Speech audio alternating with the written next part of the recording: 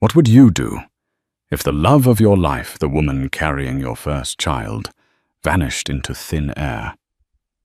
For Liam Peterson, this wasn't a hypothetical question. One Tuesday morning, his pregnant wife, Elena, was there, her laughter echoing in their sunlit kitchen. By Tuesday afternoon, she was gone. No note, no call, no trace. The police had no leads, his friends had no answers, and his heart was shattering into a million pieces. He spent every waking second searching, praying, and descending into a personal hell. And then 10 days later, in the checkout line of a grocery store, he saw her. Not in the flesh, but on the cover of a magazine. And the woman staring back at him was not the wife he knew. The scent of brewing coffee and toasted sourdough was the metronome of Liam Peterson's mornings. It was a rhythm of domestic bliss he had come to cherish more than anything. On this particular Tuesday, the 7th of October, the sun streamed through the kitchen window of their charming suburban home in Maple Creek, illuminating the dust motes dancing in the air like tiny golden fairies.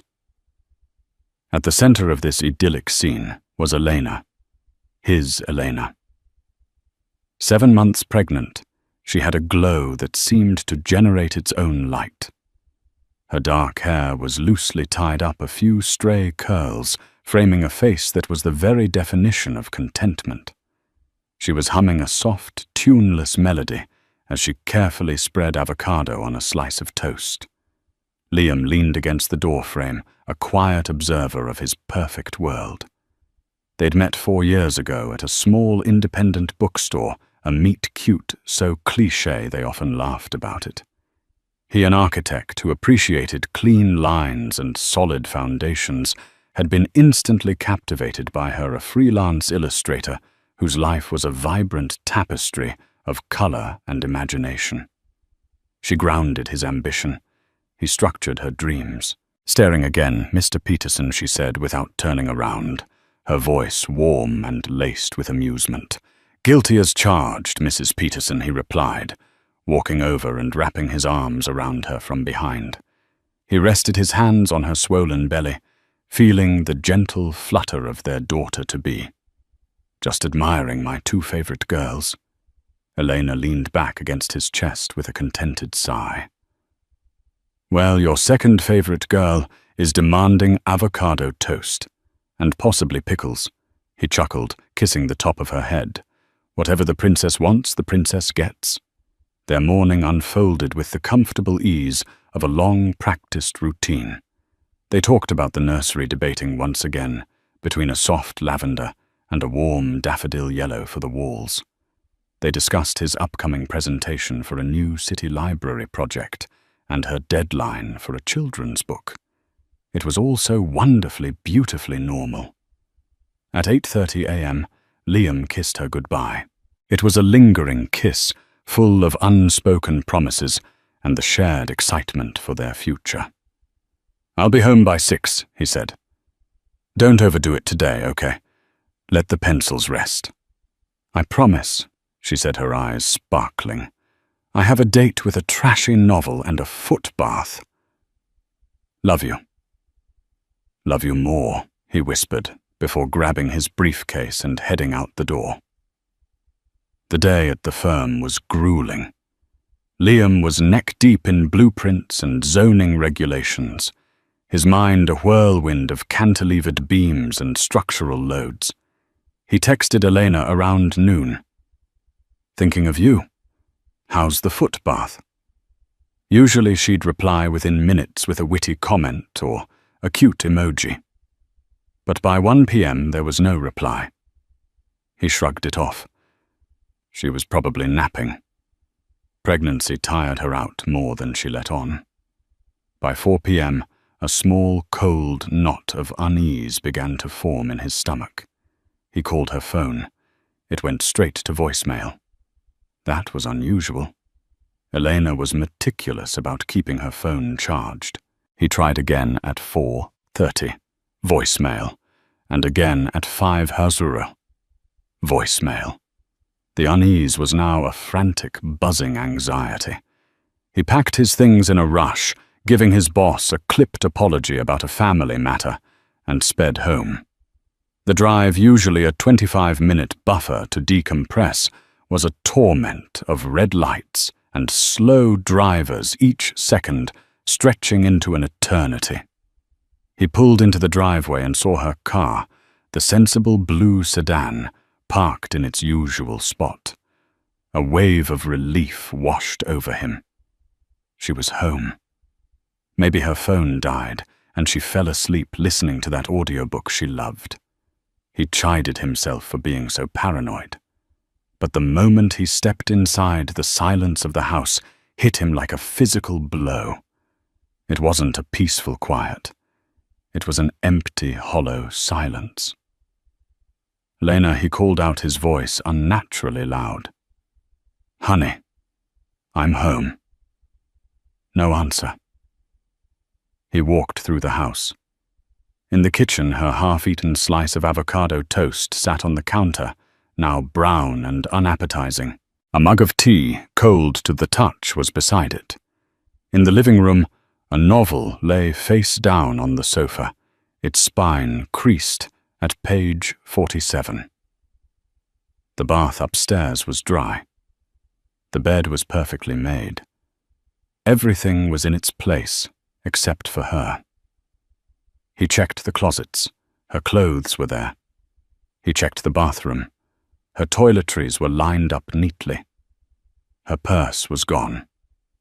Her keys were gone. And her phone was presumably with her. He called her best friend, Sarah. "Hey, Sarah, it's Liam.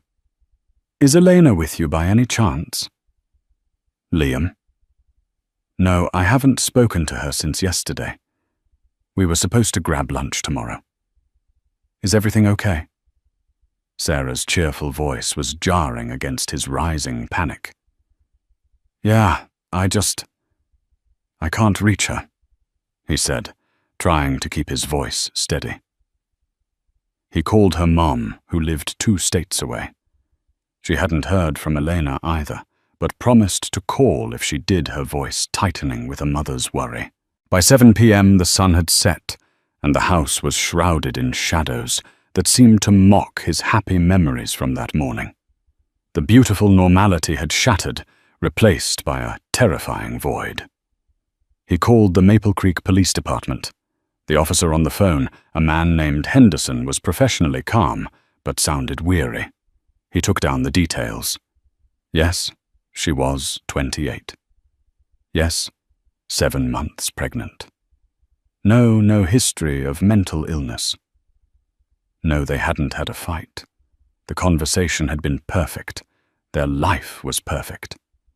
As Liam said the words, they tasted like ash in his mouth.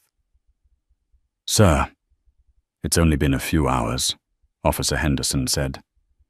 "It's common for people to be out of touch for a bit. She might have gone to the mall and her phone died. We can't officially file a missing person report until 24 hours have passed." "But she's pregnant." Liam's voice cracked, the control he was clinging to finally snapping. "She wouldn't just disappear. Something is wrong." The officer's platitudes about staying calm and waiting were meaningless noise. Liam hung up the phone, his hand trembling. He stood in the center of their living room, surrounded by the life they had built together, the photos on the mantel, the lopsided clay pot he'd made in a pottery class. She'd dragged him to the soft throw blanket on the armchair where she loved to read. Every object was a testament to her presence, and every object screamed of her absence. He spent the night sitting on the sofa, staring at the front door, willing it to open. He didn't sleep. He just waited, listening to the deafening silence, while the perfect world he'd woken up in that morning crumbled around him. Tuesday had come and gone, and with it, so had Eleanor. The first 72 hours were a blur of bureaucratic nightmares and gut-wrenching fear. A missing person report was officially filed. Detective Isabella Rossi, A woman with sharp, empathetic eyes and a no-nonsense demeanor was assigned to the case. She sat with Liam in his now sterile living room, her pen scratching against a notepad. The sound an unwelcome intrusion into the silence. "Mr. Peterson," she began, her voice gentle but firm. "I need you to tell me everything. Does Elena have any ex-boyfriends who might be unstable? Any family disputes? Financial troubles? Any secrets she might have kept from you?" Liam shook his head, his mind feeling like a fog. "No. Nothing. We were happy. Her parents passed away when she was young. She was raised by an aunt who died a few years ago. She has no other family that I know of. No exes to speak of. Our finances are fine. We have no secrets." Detective Rossi's gaze lingered on him for a moment, an unreadable expression on her face. "In my experience, Mr. Peterson, everyone has secrets." The words stung. He and Elena prided themselves on their honesty. They were a team, a partnership built on a foundation of trust. The idea that she could have a secret life was not just unbelievable, it was a betrayal of everything he thought they had. The police did their due diligence. They put out an alert, checked local hospitals and morgues, a word that made Liam physically ill, and began tracking her credit card and phone activity. The results were maddening. Her credit card hadn't been used since she bought groceries, 2 days before she disappeared. Her phone's last ping was near their house at 9:15 a.m. on Tuesday, right after he'd left for work. Then it had been turned off. It was as if she had simply stepped out of her life and vanished from the face of the earth. Liam's friend Mark became his anchor. He brought over food that Liam didn't eat, sat with him in silence when he couldn't speak, and fielded the endless calls from concerned friends. "We'll find her, man," Mark would say, clapping him on the shoulder. "She's a smart woman. There has to be a simple explanation." But as the days bled into one another, the hope for a simple explanation faded, replaced by a dark, creeping dread. Liam couldn't work. He couldn't sleep. He spent his hours pacing the house, calling Elena's voicemail, just to hear her voice, the cheerful recording a cruel mockery of his reality. He printed out flyers with her smiling face and plastered them all over town, his hands shaking as he taped her image to telephone poles and coffee shop windows. The woman on the flyer looked happy, carefree.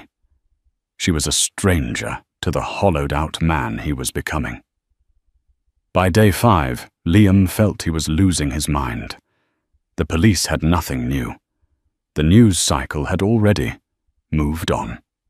He was alone with his grief and the million unanswered questions. He decided he had to do something, anything other than wait. He began his own investigation, tearing their house apart, in a desperate search for a clue, a hint, anything he might have missed. He started in the attic, a space filled with forgotten holiday decorations and sentimental junk. After hours of sifting through dusty boxes, he found it. Tucked away in the corner beneath a stack of old college textbooks was a small, locked wooden box. He didn't recognize it. It was old, made of dark cherry wood, with an intricate silver latch. His heart hammered against his ribs. He took it downstairs, and with a screwdriver from his toolbox, pried the lock open.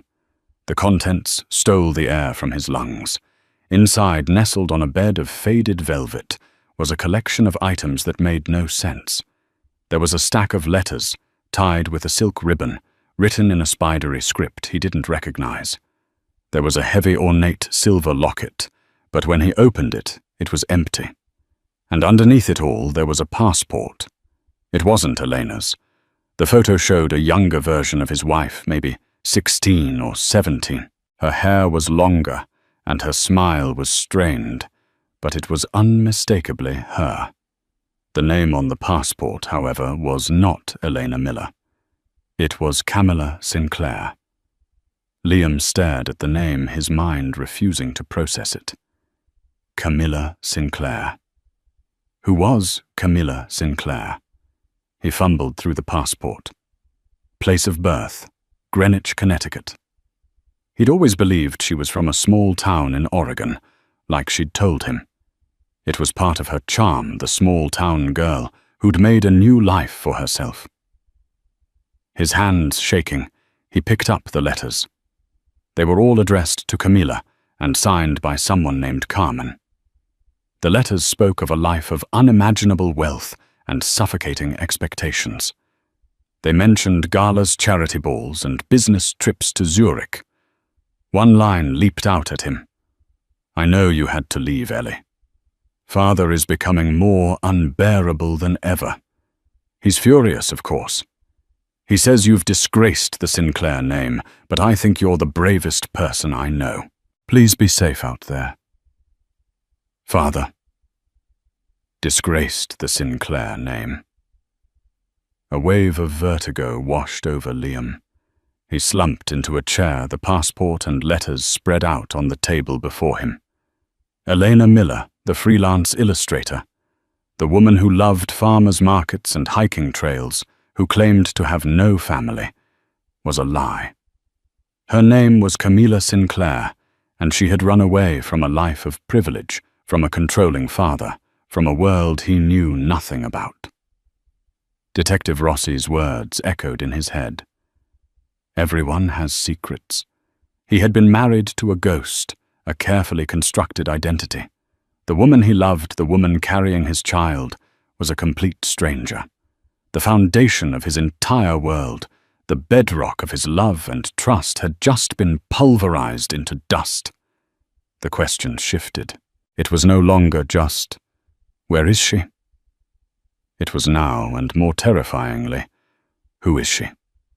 And was her past the reason she was gone?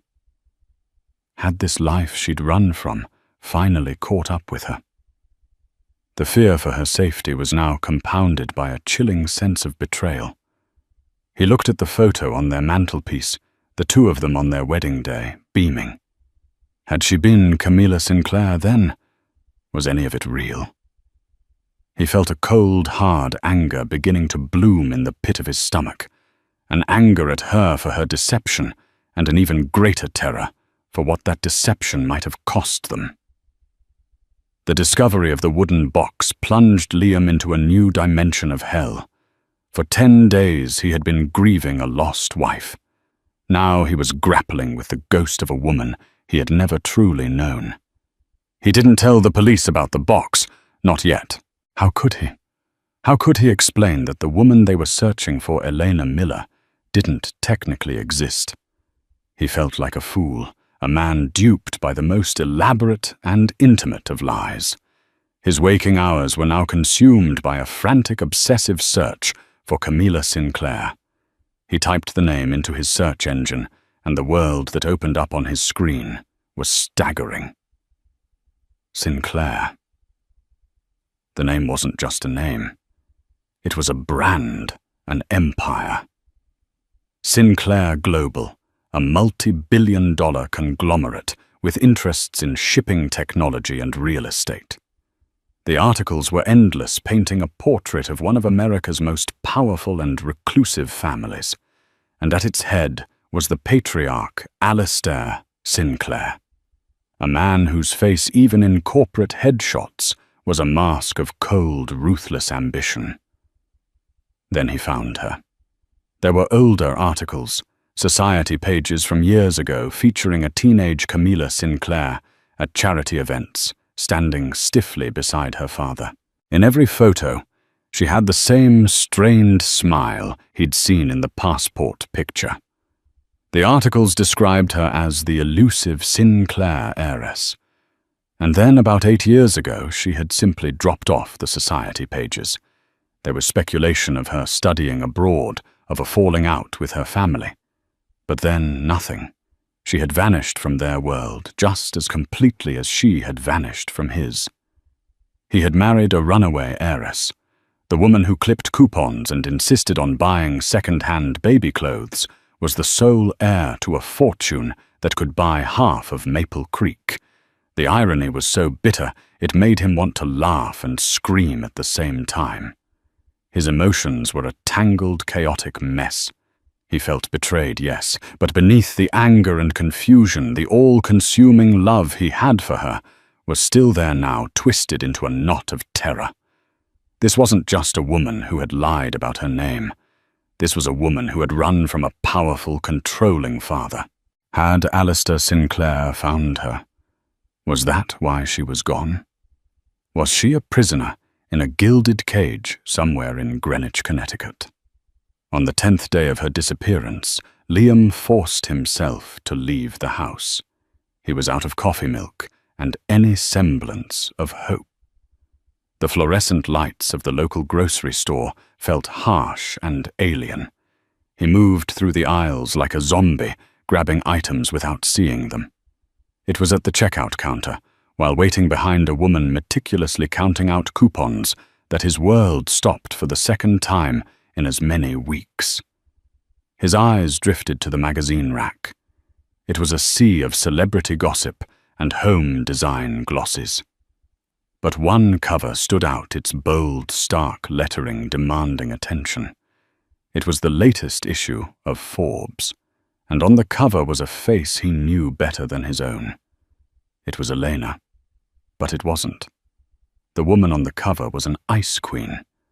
Her dark hair was styled in a severe, elegant chignon. She wore a tailored power suit of navy blue that screamed money and authority.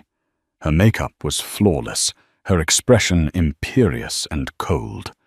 The soft, laughing eyes he loved were now hard, calculating chips of obsidian. She looked directly into the camera, and there was not a trace of the warm, gentle illustrator he had married. She was every inch the powerful, corporate titan. She was Camilla Sinclair. Liam's breath hitched in his throat. His heart felt like it had been dropped from a great height. He fumbled for the magazine, his hands trembling so badly he could barely grasp it. The headline in bold yellow font read, "The Prodigal Daughter Returns." Camilla Sinclair takes the helm at Sinclair. Global, after father's sudden retirement. He read the words over and over, but they wouldn't compute. Sudden retirement, takes the helm. He scanned the subheadline. After an 8-year hiatus, the enigmatic heiress returns to claim her birthright, stunning Wall Street and ushering in a new era for the multi-billion-dollar empire. A wave of nausea and disbelief crashed over him. This wasn't a kidnapping. This wasn't a woman taken against her will. This was a choice. She had left him. She had walked out of their quiet, happy life, out of their shared future, and stepped back into the world she had supposedly fled. She had abandoned him and their unborn child to become a CEO. The cashier cleared her throat. "Sir, are you going to pay for that?"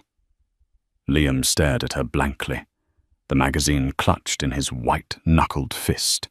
He threw a $20 bill on the counter, not waiting for the change, and stumbled out of the store, the automatic doors sliding open to a world that was now irrevocably different. He sat in his car in the parking lot, the magazine open on the passenger seat. He read the article, his vision blurring with tears of rage and heartbreak. The article was a masterpiece of corporate PR. It spoke of Alistair Sinclair's health issues, forcing a sudden departure. It quoted Camilla in crisp, impersonal sound bites about honoring her father's legacy and steering the company into the future. There was no mention of a husband, no mention of a pregnancy. The Camilla Sinclair on those glossy pages was a woman unburdened by a past in Maple Creek. The loving wife, the excited mother-to-be, the trashy novels, the footbaths. It was all a lie. A game. A role she had been playing for 4 years. Had she grown tired of playing the part of a normal person? Had the allure of power and wealth been too strong to resist? The love he felt for her curdled into a raw, agonizing poison. The grief for a missing person was clean compared to this. This was a profound, soul-deep betrayal. She hadn't been taken from him. She had left him. Willingly, without a word, without a single glance back. He drove home. The image of her cold, powerful face on the magazine cover burned into his mind. He walked into the nursery they had been planning, with its half-assembled crib and stack of baby books. The daffodil yellow paint samples on the wall seemed to mock him. He had been building a foundation for a family, while she had been waiting for the right time to detonate it. He collapsed onto the floor, the magazine falling open beside him. He wasn't just a husband searching for his missing wife anymore. He was a man whose entire reality had been a fraud, whose future had been stolen by a woman who was a stranger. And as he stared at the face of Camilla Sinclair, a new feeling began to crystallize through the pain, a cold, hard resolve. He wasn't going to let this go. He deserved answers. And more importantly, his unborn daughter deserved to know why her mother had chosen a boardroom over her. He was going to find her, not to bring her home, but to confront the woman on the cover of the magazine. He was going to confront Camilla Sinclair. The next 48 hours were a maelstrom of calculated action, fueled by a toxic cocktail of fury and heartbreak. The image of Camilla Sinclair on the cover of Forbes was a constant, searing presence in Liam's mind. He cancelled Elena's missing person report. The conversation with Detective Rossi was brief and excruciating. "You've found her." Rossi's voice was sharp with professional interest. You could say that Liam replied, his own voice hollow. "She's fine." It was a misunderstanding, a family matter. He could feel the detective's skepticism through the phone line. "Mr. Peterson, if you're in any trouble, I'm not." "Thank you for your help, Detective." He hung up before she could ask any more questions, before he had to voice the humiliating truth. "My wife didn't get it kidnapped. She just got a promotion." He booked a one-way train ticket to New York City. He packed a small bag with a few changes of clothes, the wooden box with its damning contents, and the Forbes magazine, which he now treated like a piece of evidence in the trial of his life. He called Mark and told him a version of the truth that Eleanor had left to deal with a family crisis she'd kept secret, and he was going to get answers. Mark's concern was palpable.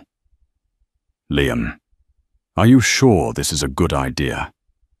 Going after her like this? This sounds big. Maybe you should talk to a lawyer. I'm not looking for a legal battle." "Mark," Liam said, his jaw tight. "I'm looking for my wife, or whoever she is. I need to look her in the eye and ask her why." The train ride was a long, lonely journey through the fading autumn landscapes. Liam stared out the window, but he didn't see the passing towns or the fiery colors of the trees. He saw Elena's face, not the cold mask from the magazine, but the real, laughing face he thought he knew. He saw her sipping hot chocolate by the fire, her eyes crinkling at the corners.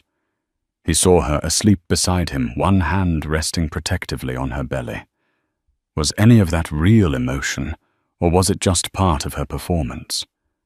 The question was a form of torture. New York City was an assault on the senses, a stark contrast to the quiet grief of Maple Creek. The noise, the crowds, the towering buildings, it all felt oppressive. According to the magazine article, the Sinclair Global Headquarters was a sleek glass and steel skyscraper in the heart of Manhattan.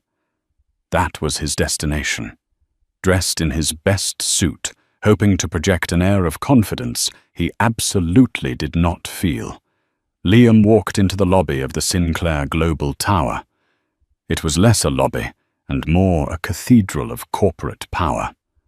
Marble floors gleamed under recessed lighting, and a massive abstract sculpture dominated the center of the space. The air hummed with a quiet, intimidating energy. He approached the monolithic reception desk, where a woman with a headset and an unnervingly perfect smile sat. "Can I help you?" "Yes," Liam said, his voice steadier than he expected. "I'm here to see Camilla Sinclair."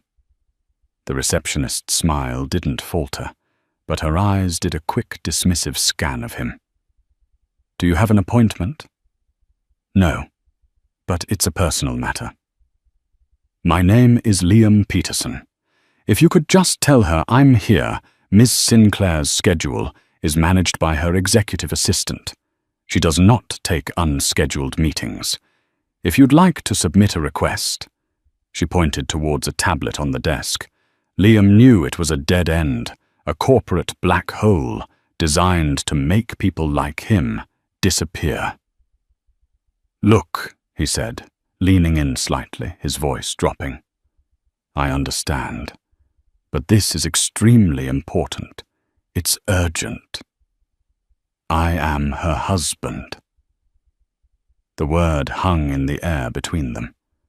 The receptionist's professional veneer finally cracked. A flicker of surprise, maybe even pity, crossed her face. She typed something into her computer, her brow furrowed. After a moment, she looked up, her expression once again cool and impassive.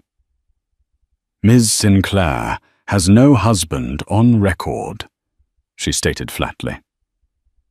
"Security. We have a situation at the front desk." Before Liam could even process the words, two burly men in sharp suits materialized at his elbows. They were polite, but immovable.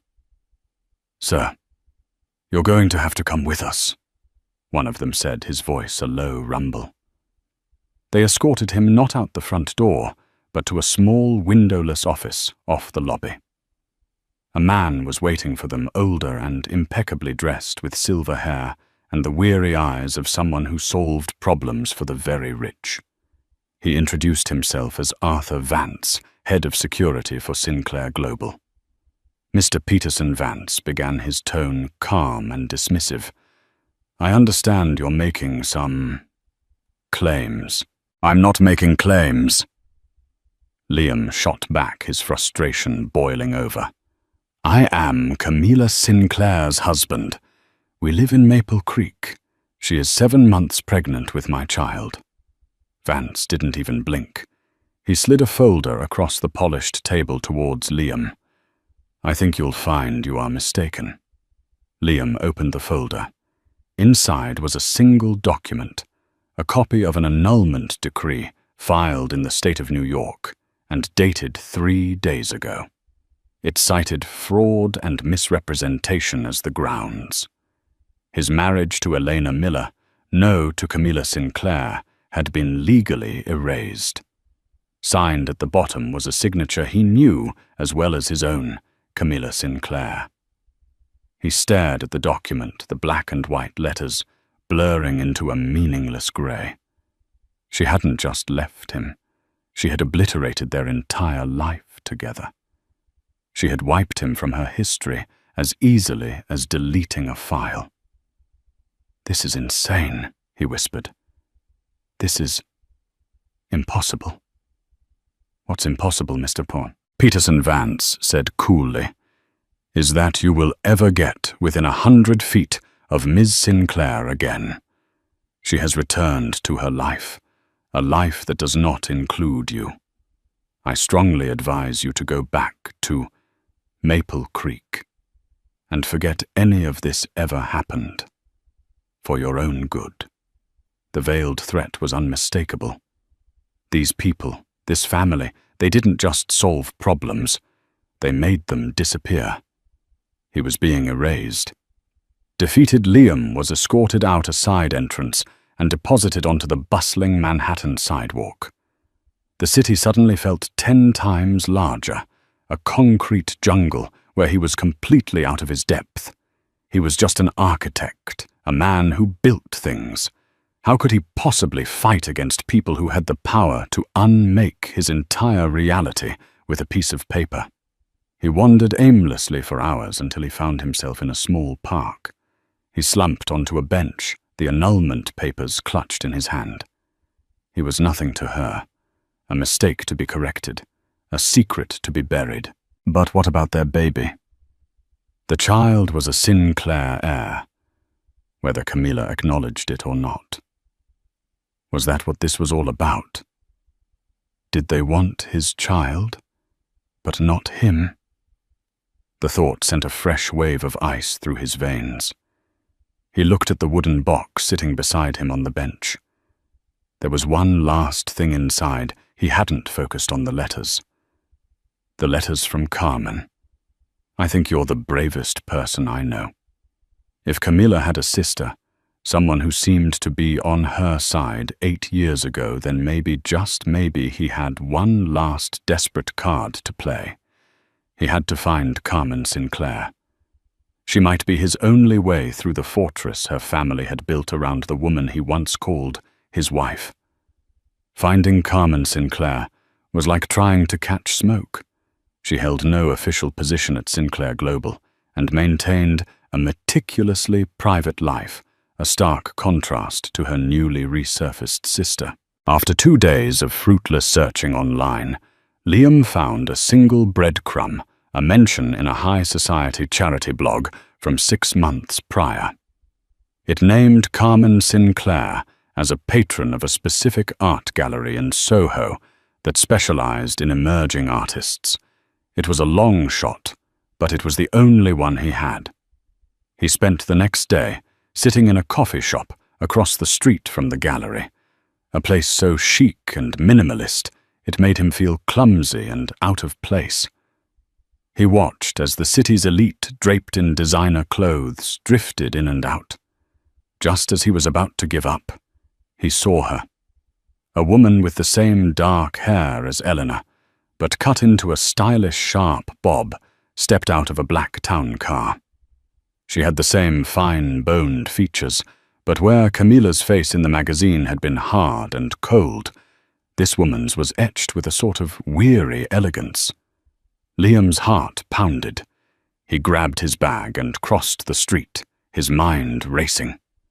He couldn't confront her in public. He followed her into the gallery, keeping his distance as she spoke with the owner.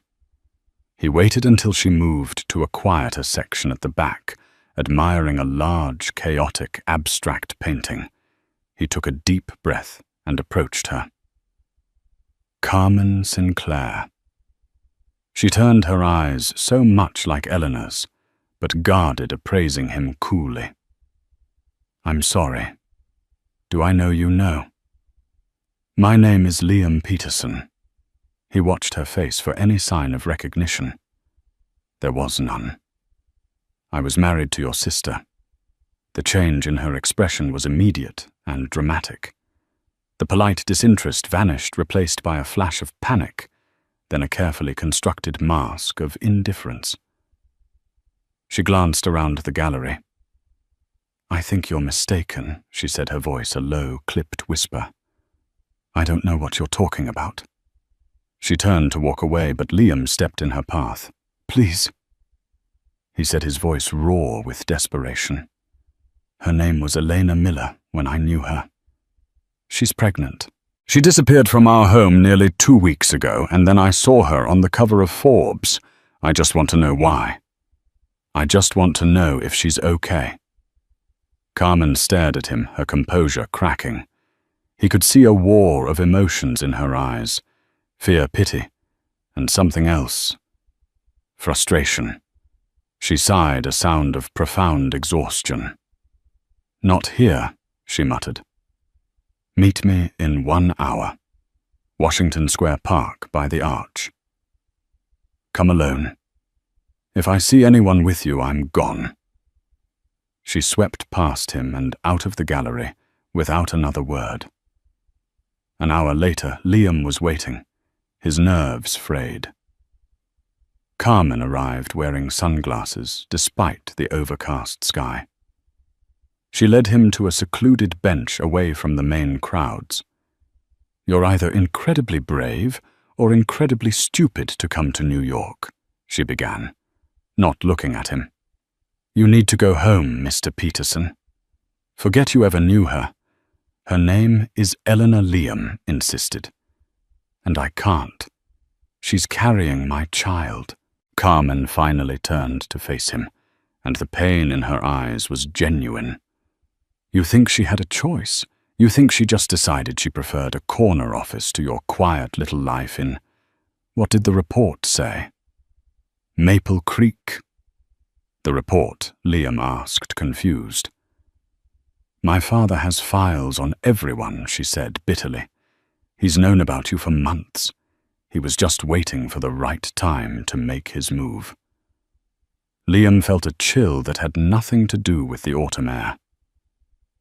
"What move? What are you talking about?" This was it. The twist. The reason that went beyond a simple, selfish choice. Carmen took a deep, shuddering breath and began to unravel the story, her voice low and urgent.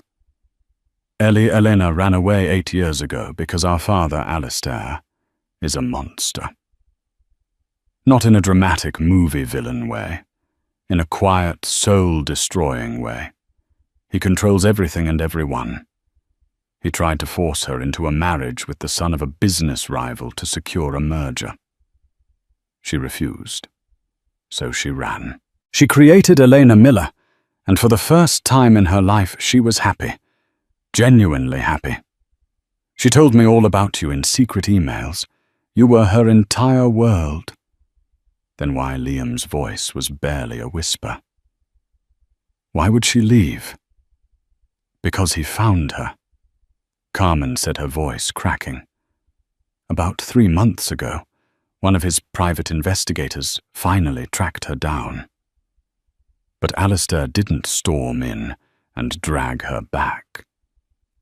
He's more clever than that. He waited. He learned she was pregnant. And that's when he saw his opportunity. She paused, looking at Liam, as if to gauge if he could handle what was coming next. The baby changed everything. To him, that baby isn't a grandchild. It's a Sinclair. It's the next heir to the empire. He couldn't have a Sinclair heir, raised outside the family, in obscurity with a nobody. She said the word without malice, simply stating a fact as her father would see it. His health really is failing, she continued. He needs a successor. His plan was always for Camilla to take over. When he found out she was pregnant, he saw the perfect leverage. He sent his man, Arthur Vance, to see her. "I met Vance," Liam said grimly. "Of course you did." Carmen scoffed. Vance delivered the ultimatum. It was very simple.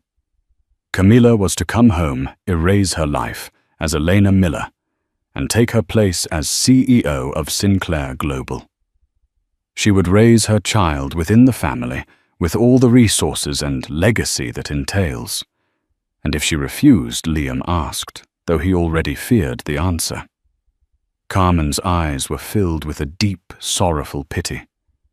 If she refused, he would have you destroyed. Not physically at first. He'd start with your career. An anonymous tip about structural flaws in your library project. A lawsuit from a disgruntled former client funded by him. He would bankrupt you, ruin your reputation, make you unemployable. And if you still tried to stay in her life, if you fought him, well, Alistair believes that tragic accidents can be arranged. The world tilted on its axis. Liam finally understood. The cold woman on the magazine cover wasn't a betrayal. It was a sacrifice. She hadn't left him because she didn't love him. She had left him to save him. The annulment, the cold silence, the corporate fortress. It was all designed to push him away, to make him hate her, to make him give up and go back to his life where he would be safe. She was a prisoner, and she was trying to protect her jailer's only target. "She's trapped, Liam," said the realization dawning on him. "Completely," Carmen confirmed. "She's under 24/7 surveillance.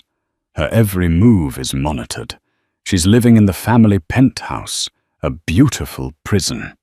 She's playing the part of the dutiful daughter because she believes it's the only way to keep you alive." All the anger and bitterness Liam had harbored for days evaporated, replaced by a wave of love so fierce it almost brought him to his knees.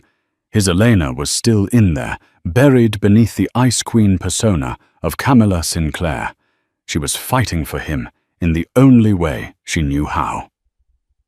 "I'm not leaving, Liam," said a newfound determination solidifying in his chest. "I'm not letting him win." Carmen looked at him, a flicker of something, admiration perhaps, in her eyes. "My father has never lost Mr. Peterson. He has more money and power than you can possibly imagine." "I don't care," Liam said, his voice hard as steel. "She's my wife. That's my child. What he has doesn't matter. There has to be a way to get her out. And you're going to help me." It wasn't a question. It was a statement of fact. For the first time, Carmen Sinclair allowed herself a small, grim smile. The runaway heiress had a husband who was a fighter. Maybe, just maybe, Alistair Sinclair had finally met his match. Forging an alliance with Carmen, Liam devised an audacious, dangerous plan. It was clear they couldn't outmuscle or outspend Alistair Sinclair. They had to outthink him. Their only chance was to get a confession to get Alistair on tape, admitting to his threats. The stage for this high-stakes gamble was the Sinclair Foundation annual gala. A glittering media event where Camilla would be on public display, and where Alistair, surrounded by his power, would feel untouchable. The plan was fraught with risk. Carmen secured Liam a position on the catering staff, making him a ghost in a black waiter's uniform. He moved through the dazzling ballroom of the Pierre Hotel, his heart hammering against his ribs, balancing a tray of champagne he could barely afford. Then across the sea of tuxedos and gowns he saw her. Standing beside her father, Camilla was a vision in an emerald gown that accentuated her pregnancy. She looked regal, beautiful, and utterly captive. For a fraction of a second, their eyes met. He saw a flicker of shock, of pure terror, before she tore her gaze away. Her mask of cold composure snapping back into place. But he knew she had seen him. The trap was set. Playing her part, a flustered Carmen approached her father. "Father, we have a problem," she whispered urgently. "That man, Camilla's husband, he's here. I saw him with the staff. He's threatening to go to the press tonight." Alistair's face, a placid mask of philanthropy moments before, darkened into a thundercloud of fury. His eyes scanned the room with predatory intensity. He had been assured the architect was a problem that had been solved. "Vance," he hissed to his head of security. "Find the man. Quietly. Bring him to my private study. Come upstairs. I will deal with this insect myself." Moments later, Liam felt a firm hand on his arm. He was escorted through service hallways and up a private elevator to a lavish suite. The study was a fortress of wealth and power, lined with dark wood and the smell of old money. Alistair Sinclair stood by the window. A small man, radiating an immense and chilling aura of authority. Camilla was near the fireplace, pale and trembling. So Alistair began turning his cold eyes on Liam. "You're the architect.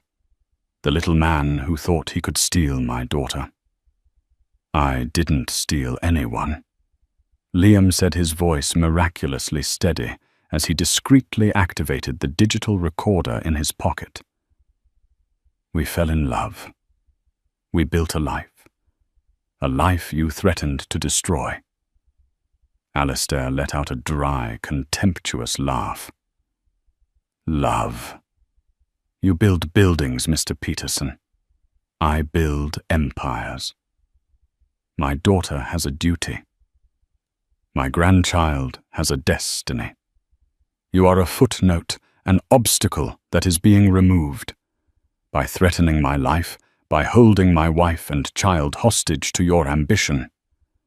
Liam pressed his gaze, locked on Camilla's, willing her to see his resolve. I did what was necessary to protect the legacy of this family. Alistair stated his arrogance, making him careless. Camilla understood. She made the sensible choice.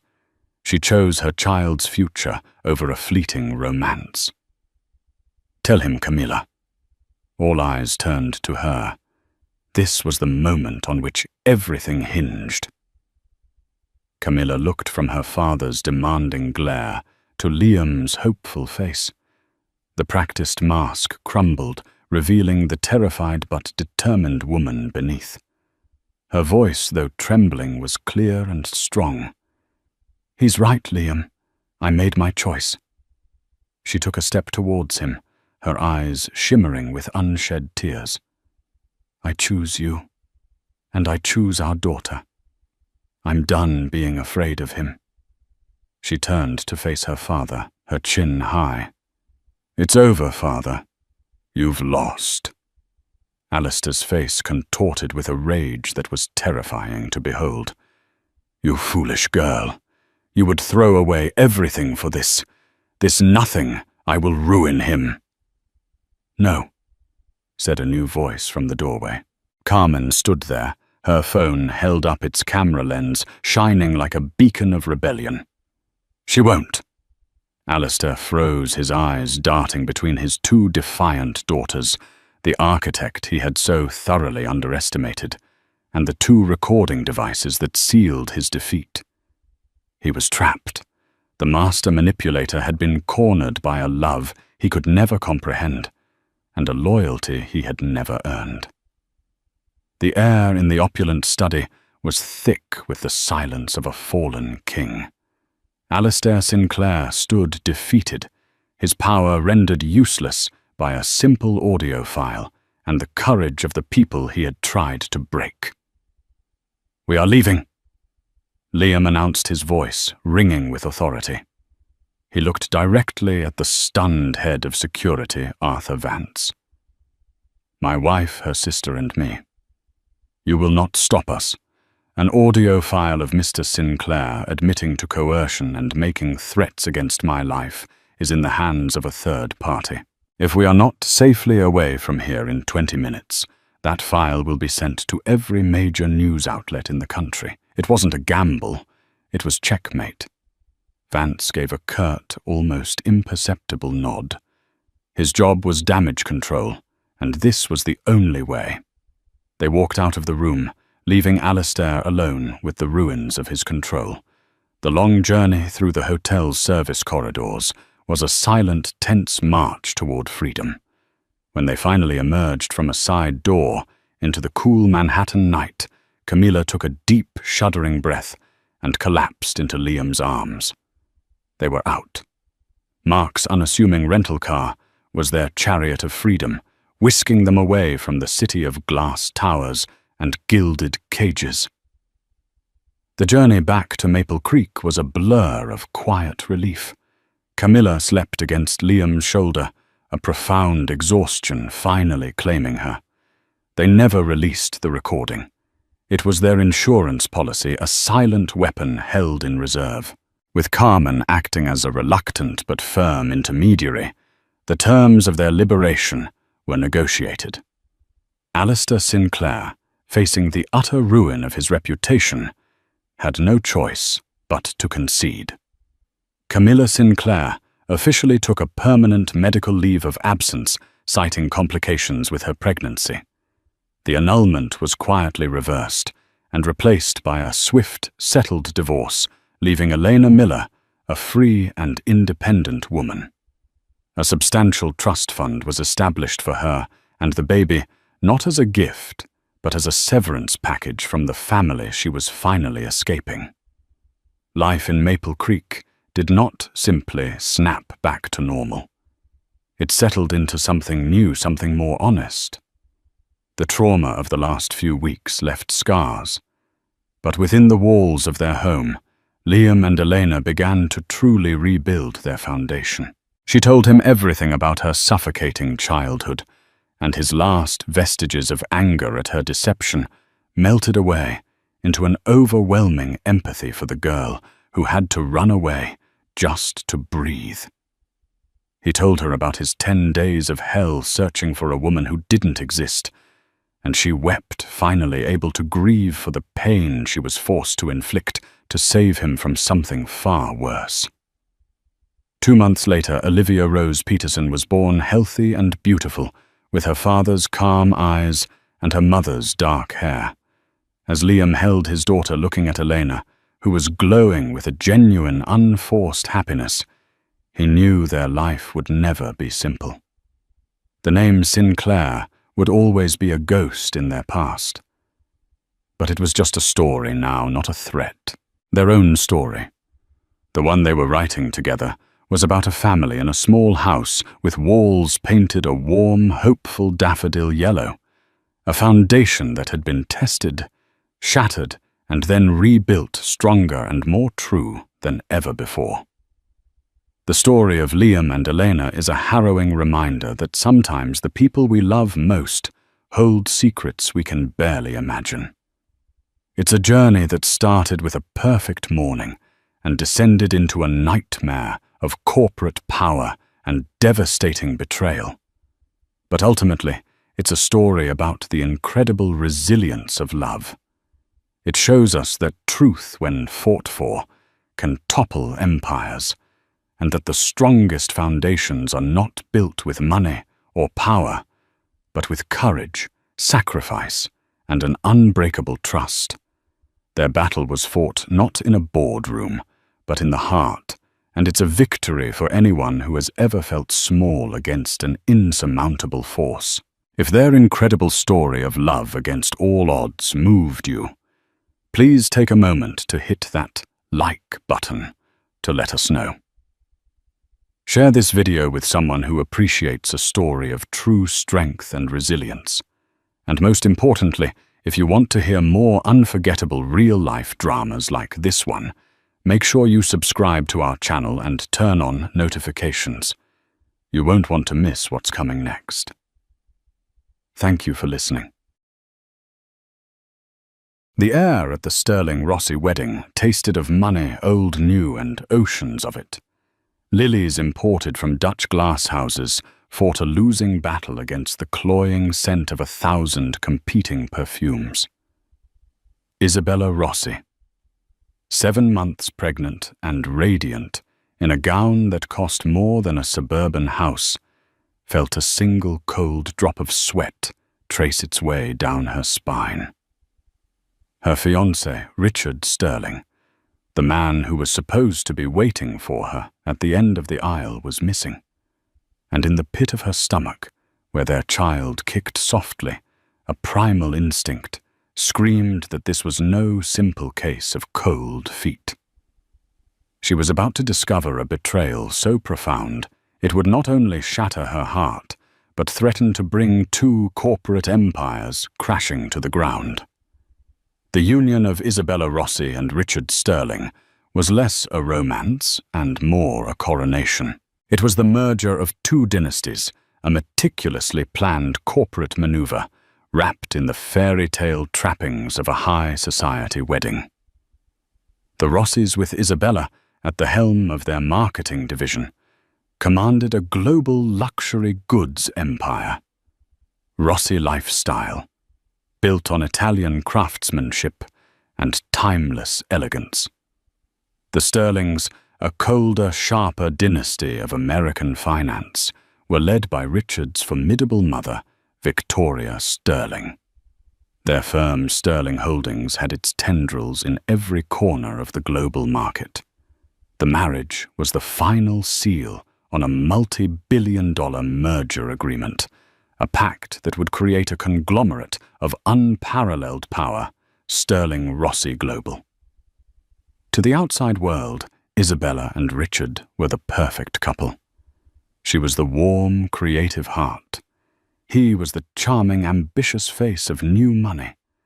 Their courtship had been a whirlwind of paparazzi flashes, charity galas, and weekend trips to Monaco on the Sterling private jet. Richard had courted her with the kind of grand cinematic gestures that left gossip columnists breathless. He'd once filled her Milan apartment with 1,000 white orchids, her favorite simply because she'd had a stressful week. He'd written her name in the sky over the Hamptons. He was attentive, devoted, and seemed utterly captivated by her. But a gilded cage is still a cage. Isabella's brother, Leo Rossi, never trusted him. Leo, 2 years her senior, was the stoic, watchful CEO of the Rossi empire. He had the soul of an old-world craftsman and the mind of a shark.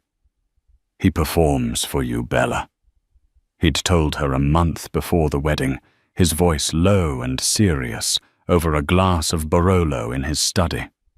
"No one is that perfect. He's playing a role, and you need to figure out what his script is." Isabella had dismissed it as brotherly overprotectiveness. "You see everyone as a business opponent, Leo.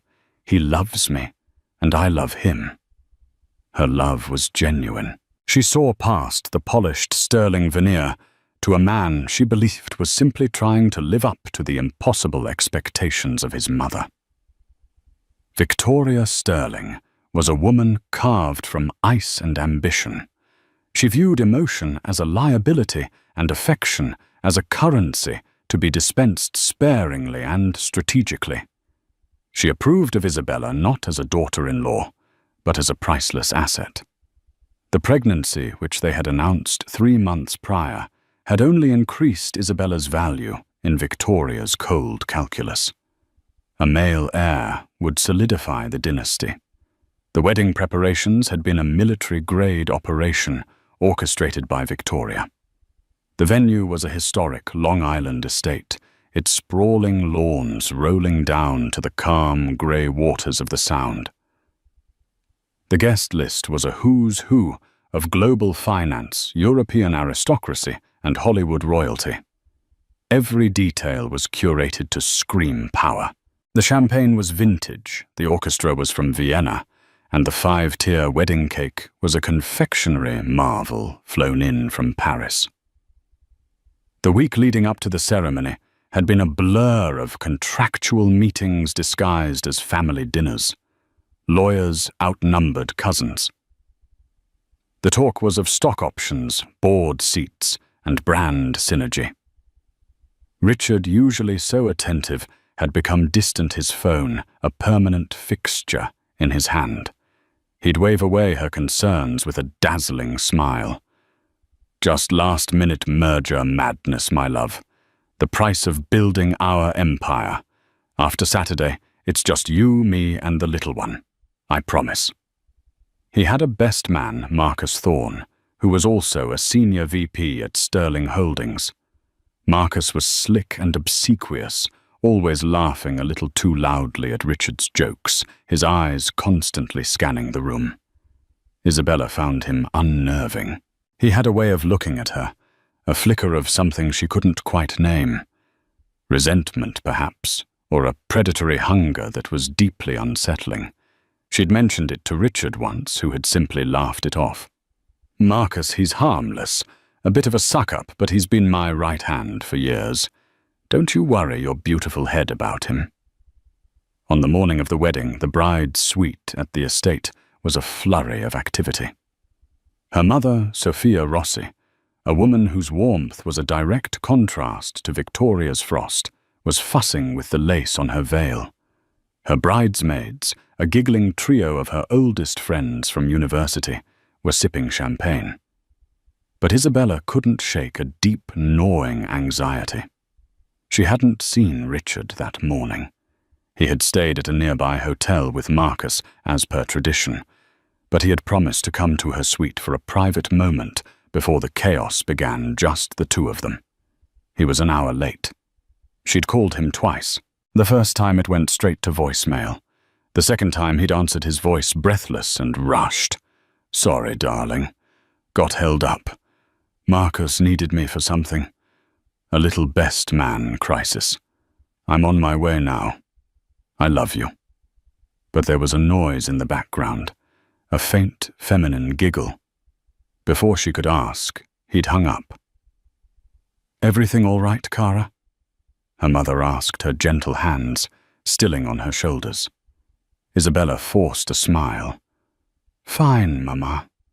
Just nerves." But it wasn't nerves. It was a splinter of doubt lodged deep in her heart that was beginning to fester. She walked to the grand window of the suite, which overlooked the perfectly manicured gardens where hundreds of guests were already beginning to gather. She saw Victoria Sterling holding court near the grand floral arch, a triumphant queen surveying her kingdom. She saw Leo standing apart, his hands clasped behind his back, his jaw tight as he stared toward the main house. Their child chose that moment to give a strong, decisive kick. Isabella placed a hand on her stomach, a silent promise running through her. "I will protect you, always." The words were a vow, though she did not yet know the war she was about to declare. The drop of sweat completed its journey down her back, and the fairy tale began to curdle. The stage was set, the audience was waiting, but the leading man had gone off script, and Isabella was about to become the director of an entirely different kind of show. The minutes stretched into an eternity, each one taut with an unspoken tension that began to suffocate the joyous atmosphere of the bride's suite. The laughter of her bridesmaids became forced. The bubbles in their champagne seemed to die with a fizz of anxiety. Isabella's phone remained silent on the antique vanity, a sleek black mirror reflecting her perfectly made-up face, a mask of serene beauty that was beginning to crack at the edges. "He'll be here," her friend Jessica said, a little too brightly. "You know what grooms are like. Probably lost his cufflinks or something." But Isabella knew Richard. He was meticulously organized, a trait hammered into him by his mother. He didn't lose things. He didn't run late for appointments of this magnitude, not unless he was distracted. The wedding planner, a severe woman named Ms. Albright with a headset permanently attached to her ear, appeared at the door. "5 minutes, Ms. Rossi. Your father is waiting downstairs.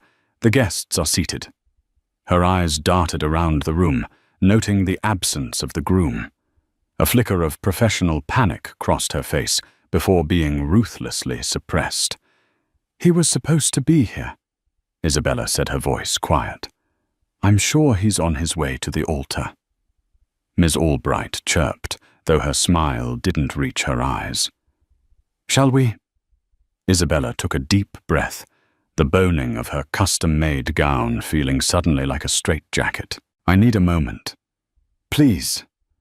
Just tell my father 2 more minutes." As soon as the door clicked shut, she looked at her brother's number and pressed call. He answered on the first ring. "Where is he, Leo?" she asked, dispensing with pleasantries. Leo's voice was grim. "I don't know. Marcus is out there by the archway, looking like the cat that swallowed the canary. He told me Richard was composing himself. Victoria is starting to look murderous, and not in her usual way." A new wave of nausea washed over her, this one having nothing to do with her pregnancy. "Leo, he called an hour ago. He said he was with Marcus. I heard a girl laugh." Silence on the other end of the line. When Leo finally spoke, all traces of forced calm were gone. His voice was cold steel. "Where are you, Bella?" "In the suite. They want me to start walking." "Don't move," he commanded. "Don't go anywhere. I'm coming up. Something is wrong."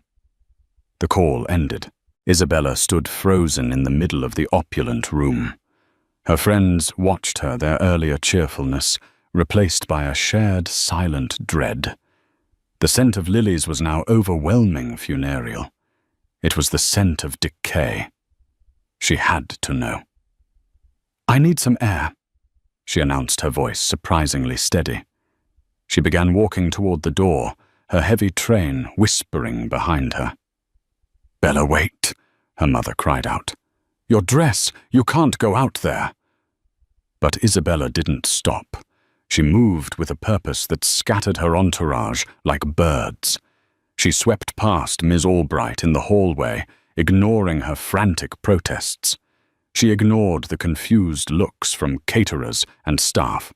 Her instincts were a roaring fire in her gut, guiding her steps, pulling her not towards the garden, not towards the ceremony, but in the opposite direction, down a secluded corridor that led to the estate's private wing. The library, the billiards room, and a series of small private studies reserved for the estate's owners. It was a part of the house the guests were not meant to see. The air here was still and cool. The thick carpet absorbed the sound of her footsteps. She passed the grand library, its doors firmly shut. She passed the billiards room. And then she saw it. At the end of the hall, the door to the smallest study, the one with the old mahogany desk and the view of the secluded woods, was slightly ajar. A sliver of light cut across the dark hallway, and from within she heard a sound that would be seared into her memory forever. It wasn't a giggle this time. It was a soft, breathy moan. Her blood ran cold. The world seemed to tilt on its axis. For a moment, she couldn't breathe, couldn't move. Her hand, clutching the bouquet of white peonies and roses, began to tremble violently. The baby inside her was still, as if sensing the impending shockwave. This was a dream, a nightmare. It had to be. In a moment, she would wake up in her bed, and Richard would be there, and this horrible, suffocating feeling would be gone. Then she heard his voice, low and husky, a voice she knew better than her own. "We don't have much time." He said his words punctuated by another soft, feminine sound. Anger, white hot and volcanic, erupted through the ice of her shock. It propelled her forward. Her trembling stopped. Her hand was steady. She didn't throw the door open. She pushed it slowly, silently. The scene that greeted her was a tableau of obscene betrayal. It wasn't a quick, stolen kiss. It was far, far worse.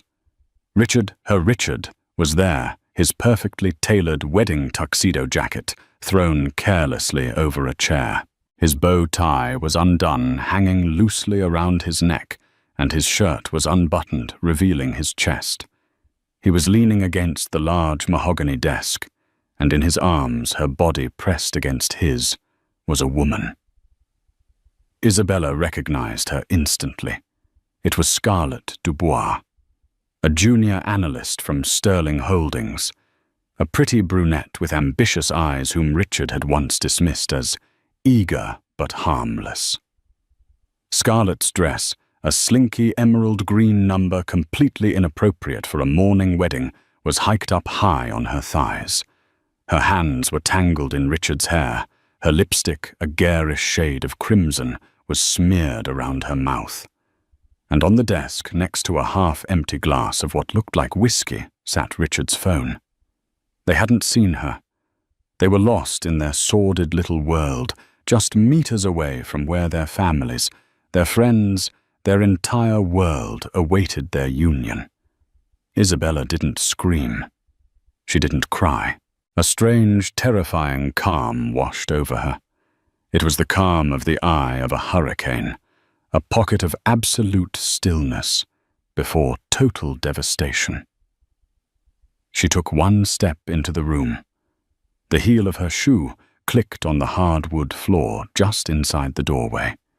It was the only sound needed. Richard's head snapped up. His eyes widened first in confusion, then in pure, unadulterated horror. The color drained from his face, leaving him looking pasty and sick. He shoved Scarlett away from him so abruptly that she stumbled backward, nearly falling. "Bella." He choked out his voice, a strangled whisper. It's not what it looks like." It was the oldest, most pathetic cliché in the book, and it was the spark that lit the fuse. Isabella looked from his panicked face to Scarlett's, who was now staring at her with a mixture of fear and defiance. She looked at his undone shirt, at the smeared lipstick, at the jacket, lying discarded like a promise he'd just thrown away. Then her gaze fell to the phone on the desk. She said nothing. She simply turned and walked away. "Bella, wait. Please." Richard's desperate cry followed her down the hall. She heard him scrambling, fumbling to fix his clothes to chase after her. But just as he reached the hallway, another figure appeared, blocking his path. It was Leo. His face was a mask of thunderous rage. He had seen her face as she emerged from the corridor, and he had understood everything in an instant.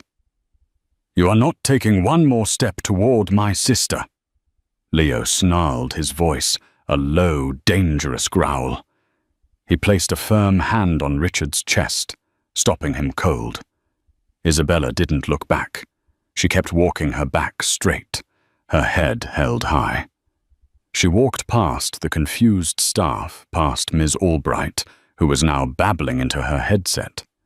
She walked to the grand staircase where her father, a kind man with a gentle face, was waiting for her, his expression a mixture of pride and confusion. "Isabella, what's wrong? Where have you been?" he asked, his voice full of concern. She looked at her father, the man who had always protected her, and for the first time a single tear escaped and traced a path through her perfect makeup.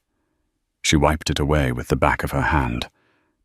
"The wedding is off," she said, her voice ringing with a clarity that cut through the air. She didn't wait for his response. She lifted the microphone from the small podium that had been set up for the officiant.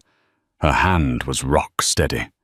She walked past the stunned string quartet, past the floral arch, and stood before the hundreds of seated guests.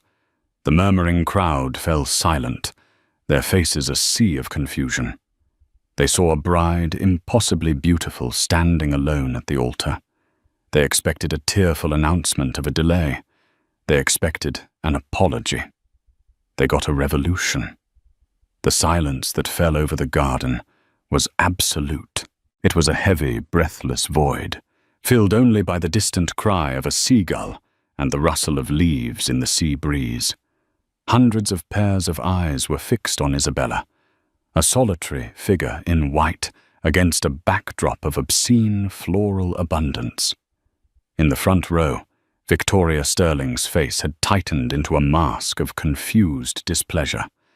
She started to rise, a silent command for Isabella to step down, but a sharp look from Leo, who had now taken a position a few feet to his sister's right, froze her in place. Isabella's knuckles were white where she gripped the microphone. She could feel the baby, a tiny, innocent life, nestled safely inside her. That thought was her anchor. It was her strength. She wasn't just a jilted bride. She was a mother, protecting her child from a legacy of lies before it could even begin.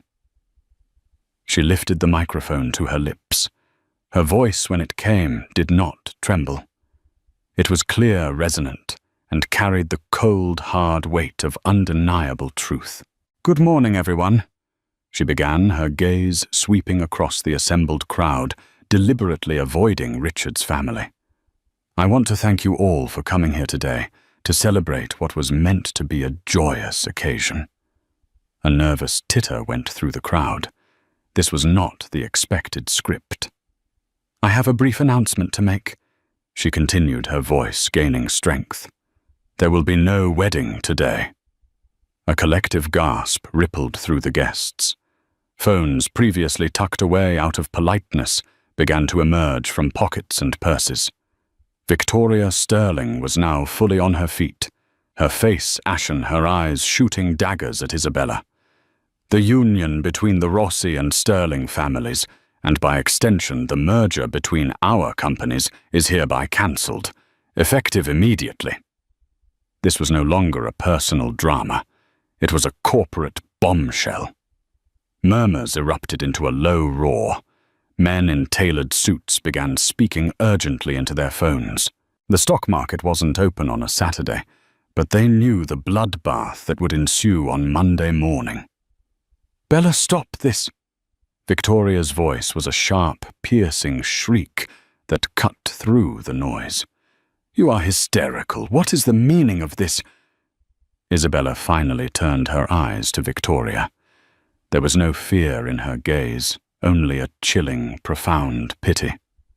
"You should ask your son, Victoria," she said, her voice dropping yet still carrying across the amplified system. "You should ask him what he was doing just a few moments ago in the estate's private study." At that moment, Richard finally appeared at the edge of the garden, skidding to a halt on the manicured grass. He had managed to straighten his clothes, but his face was a wreck of sweat and panic. Marcus Thorne was beside him, whispering frantically in his ear. Scarlett was nowhere to be seen, having evidently made a swift and cowardly exit. "Bella, don't do this," Richard shouted, his voice cracking with desperation as he started to push his way through the stunned guests. "Let's talk about this in private." "In private?" Isabella laughed, a short, sharp, bitter sound that held no humor.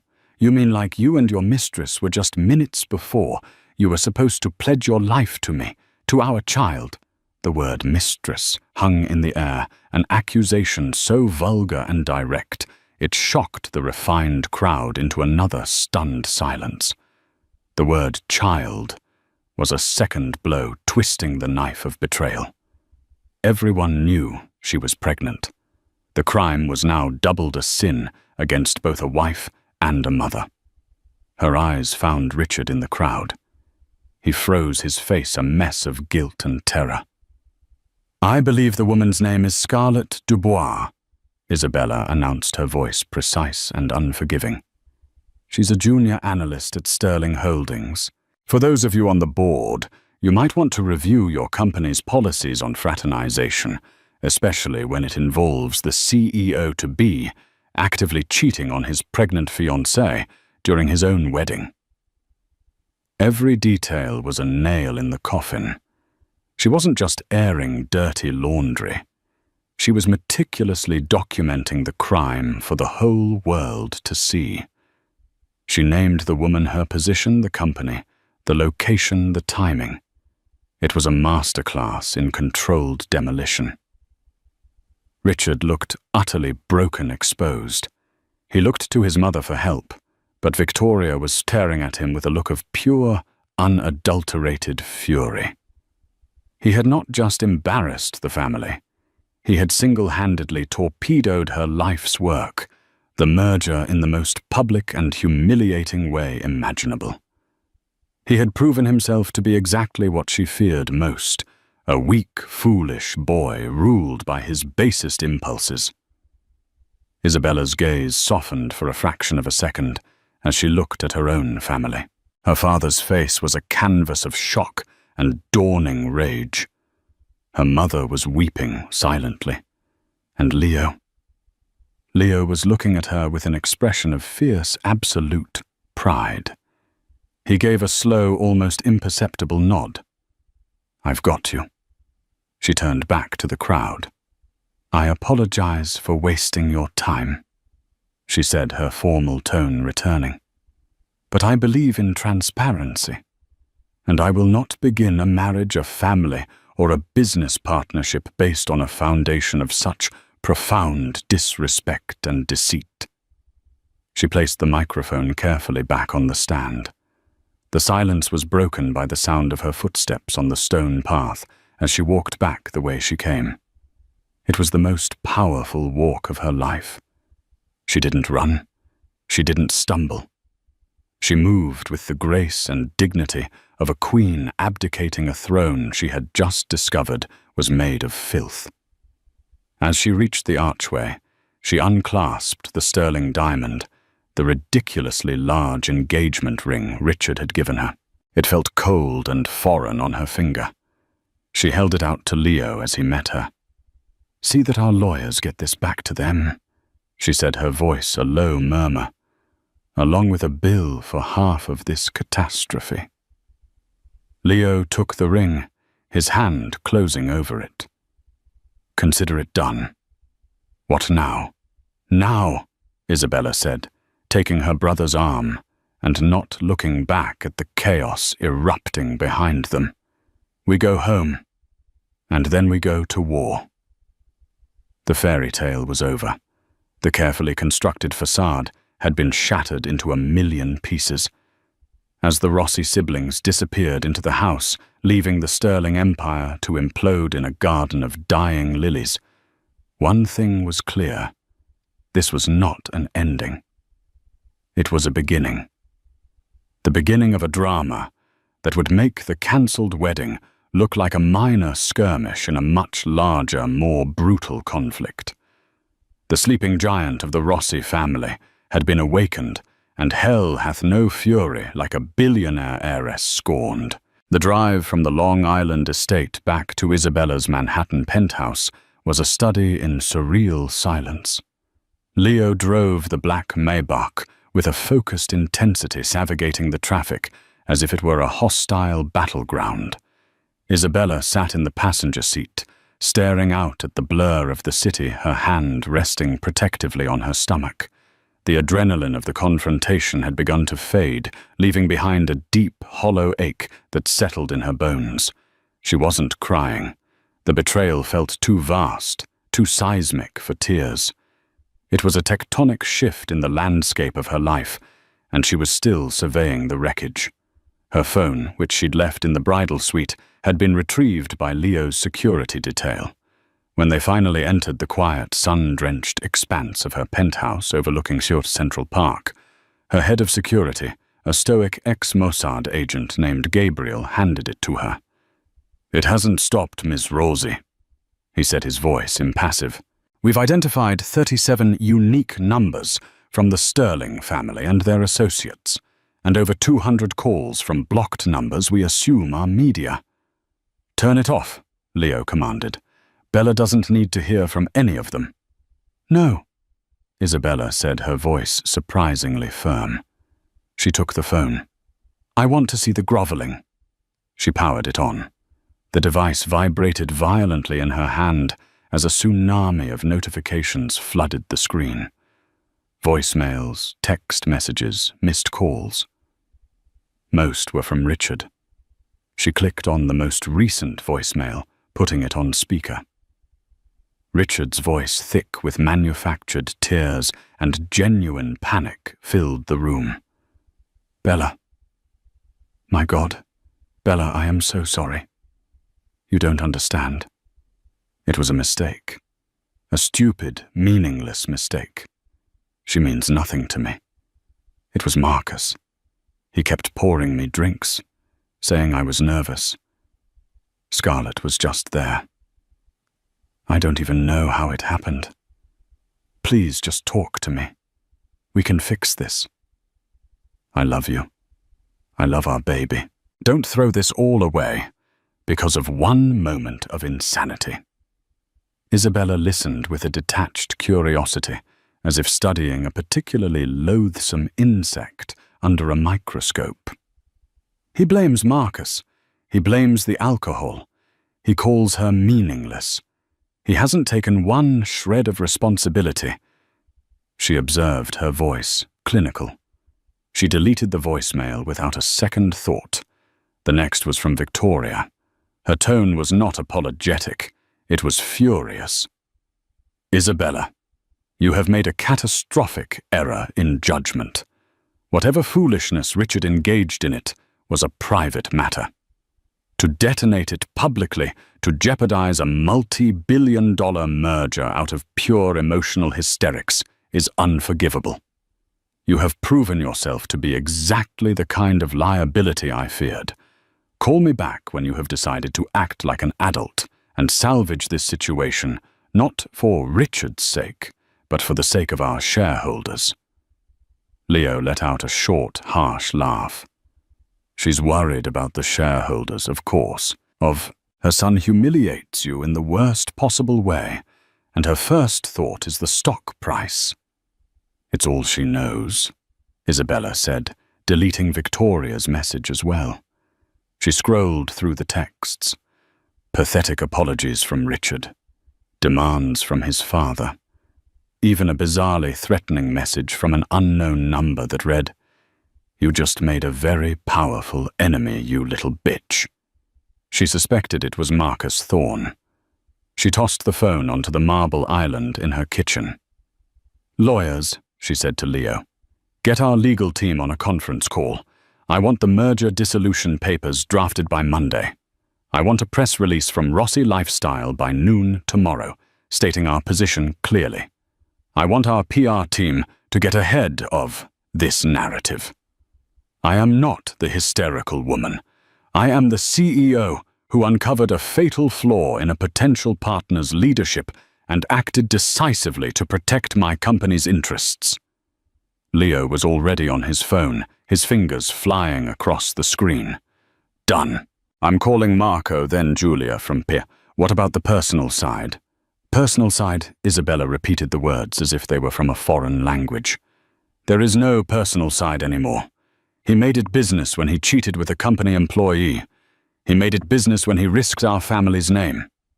Victoria made it business when she called me a liability to." The next 48 hours were a blur of calculated strategic warfare. While the Sterlings were in panicked damage control, fielding calls from irate board members and trying to spin a narrative of a troubled emotional bride, the Rossi team launched a surgical PR strike. Their press release was a masterpiece of corporate speak, framing the cancelled wedding and merger as a fundamental divergence in corporate ethics and leadership values discovered at a critical juncture. It never mentioned cheating, but the implication was clear. They were the stable, honorable party, extricating themselves from a toxic partner. The media, smelling blood, went into a frenzy. Paparazzi camped outside Isabella's building and the Sterling Holdings headquarters. Gossip sites published grainy photos of Scarlett Dubois fleeing the wedding venue, her face hidden in shame. Her identity, her job, her social media profiles, everything was dug up and put on public display. She became the digital Scarlet woman torn apart by an anonymous online mob.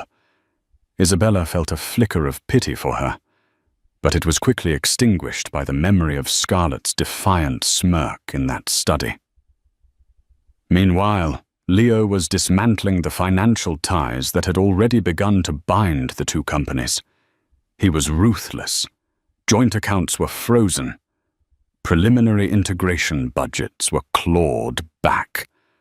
A penalty clause in the initial merger agreement, one Leo himself had insisted upon covering, breaches of good faith and personal conduct by key principals was invoked. It would cost Sterling Holdings hundreds of millions of dollars. Isabella spent most of her time in her penthouse, a gilded fortress against the storm outside.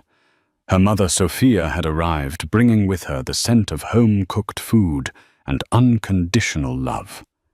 She didn't offer advice or judgment. She simply sat with Isabella, held her hand, and let her be silent when she needed silence and rage when she needed to rage. The rage came on the third day. Isabella was standing in the nursery she had so lovingly designed.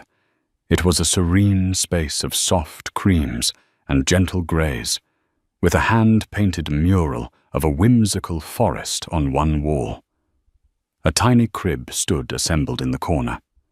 She ran her hand over the smooth wood, and suddenly the full weight of her loss crashed down on her. It wasn't just the loss of a husband, but the loss of a dream of the family she thought she was building for her child. She let out a guttural sob, a sound of pure animal pain. And then she began to dismantle the room. She didn't break anything. Her actions were deliberate, methodical. She folded the tiny clothes and placed them back in their boxes. She took down the mobile of soft, felted stars. She pushed the crib against the wall. She was erasing Richard, erasing the future they were supposed to have, clearing the space for a new one she would have to build alone. Later that evening, Leo came to her apartment. He found her in the now barren nursery, sitting in the rocking chair, staring at the blank space where the crib had been.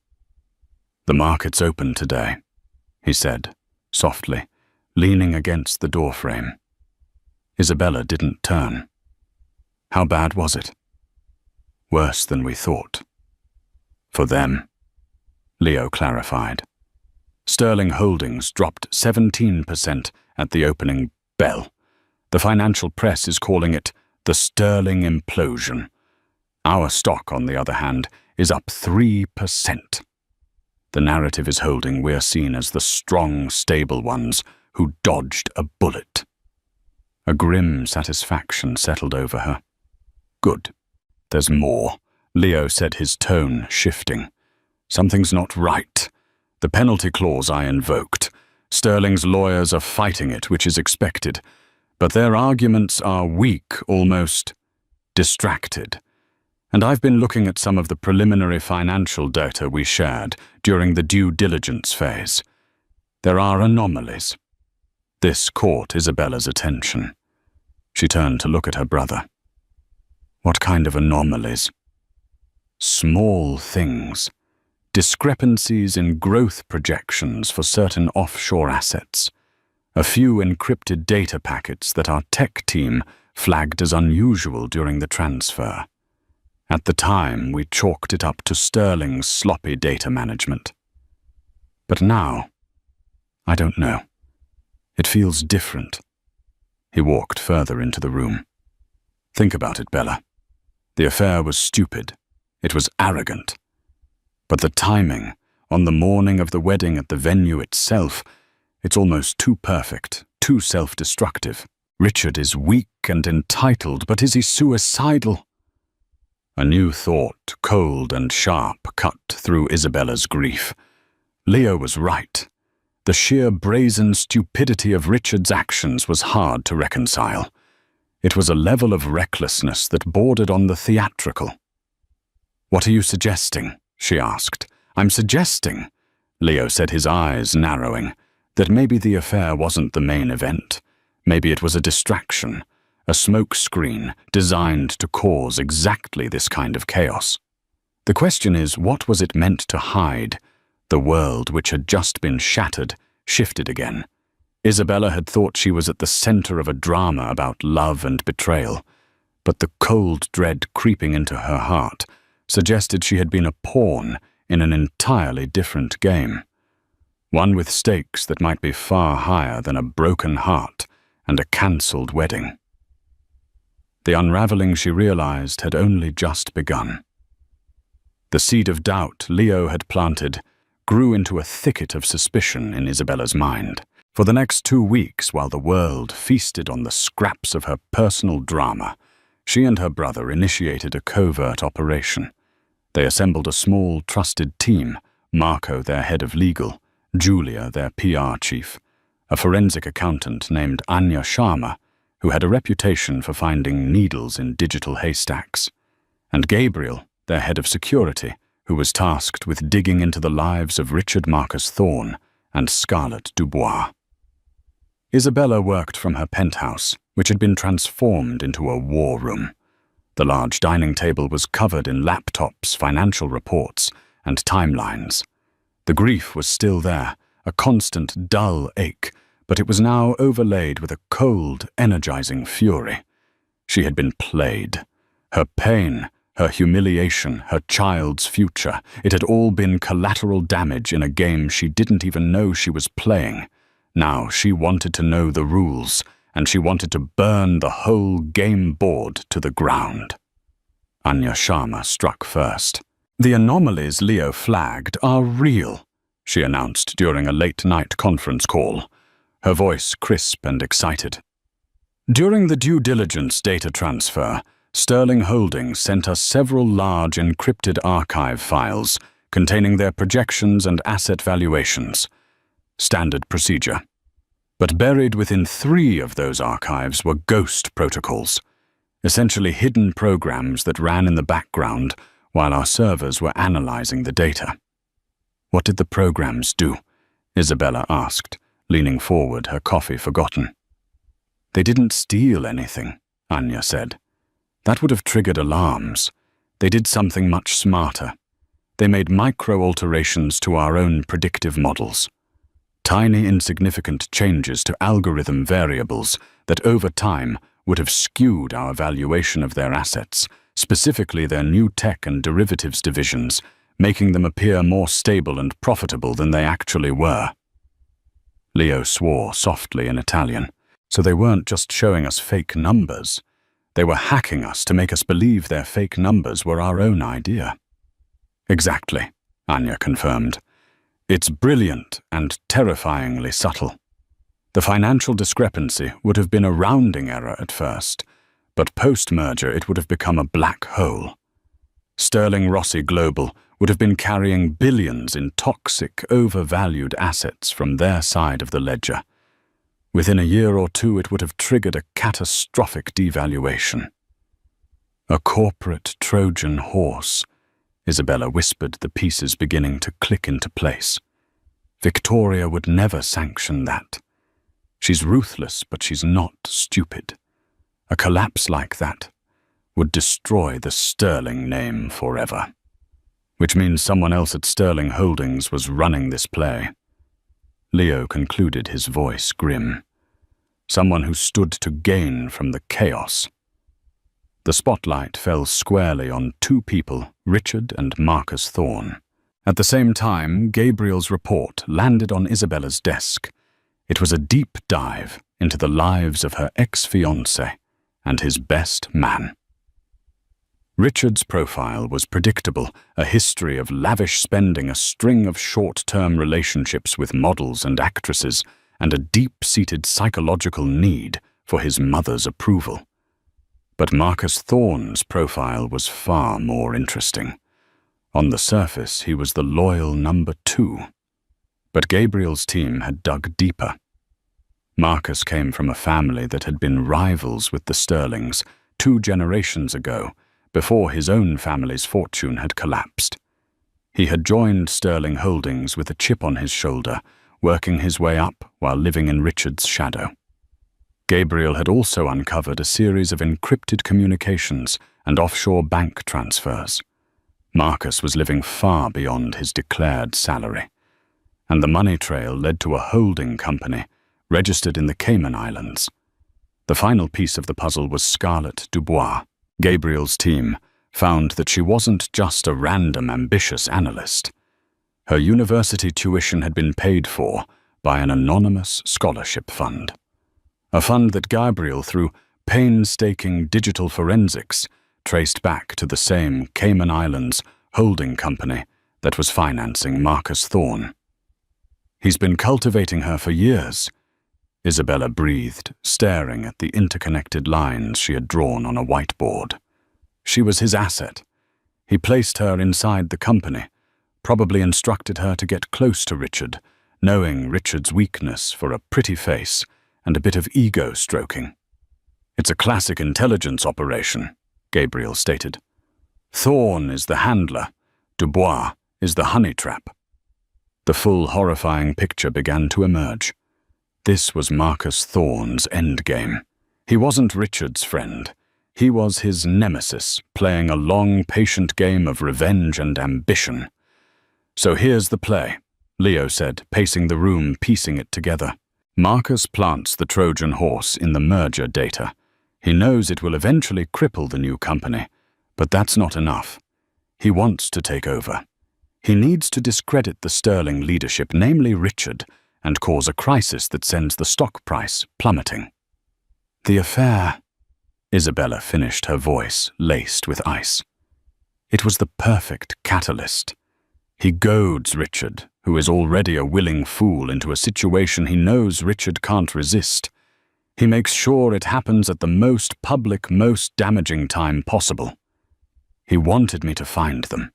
He wanted the public explosion. It wasn't just about stopping the merger. It was about cratering Sterling Holdings' value. So he could trigger a hostile takeover, Anya added. With the stock in freefall, the company would be vulnerable. He and his backers, whoever is behind that Cayman account, could swoop in and buy up a controlling interest for pennies on the dollar. He gets his revenge on the Sterlings. He gets the company, and he gets to be the hero who rescues it from the ashes. Leo summarized, shaking his head in disbelief at the sheer Machiavellian audacity of the plan. It was all there. The cheating scandal wasn't the story. It was the cover. Isabella's public humiliation had been a meticulously planned strategic move in a corporate coup. The realization didn't lessen her pain, but it transformed it. The grief of a victim was replaced by the cold, calculating rage of a queen who had been used as a pawn in a commoner's coup. Richard, Isabella said the name, testing it. Where does he fit? Is he a total idiot, or was he a willing participant? I think he's a fool, not a conspirator, Leo reasoned. Marcus likely sold him a different story. Sow some wild oats before you settle down. Have one last fling. He played on Richard's ego and insecurities. Richard thought he was just being a playboy. He had no idea he was the sacrificial lamb.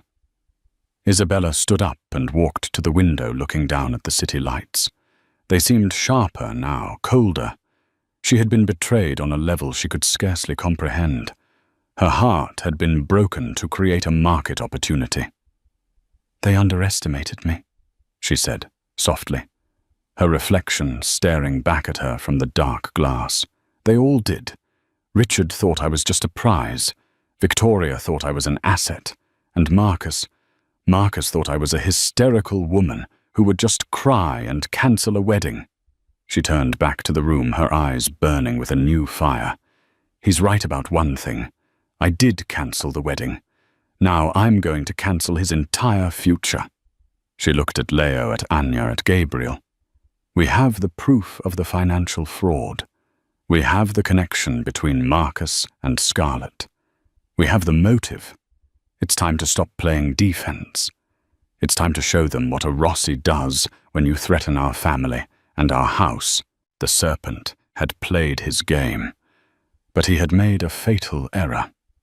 He had attacked the lioness in her own den, and he had forgotten that she had claws of her own.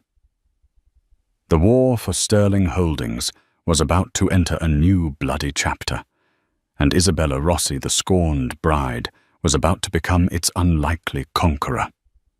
Isabella did not move with the speed of a woman seeking vengeance. She moved with the cold, deliberate precision of a master chess player setting up a checkmate.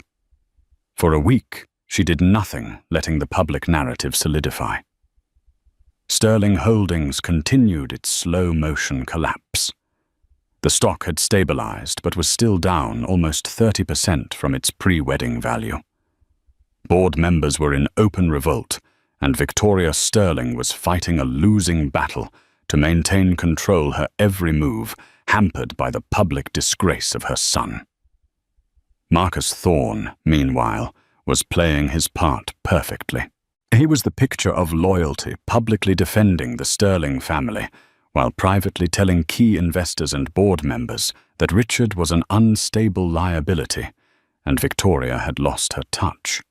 He was positioning himself as the only viable successor, the steady hand needed to guide the company through the storm he had created. The first move of Isabella's counterattack was silent and devastating.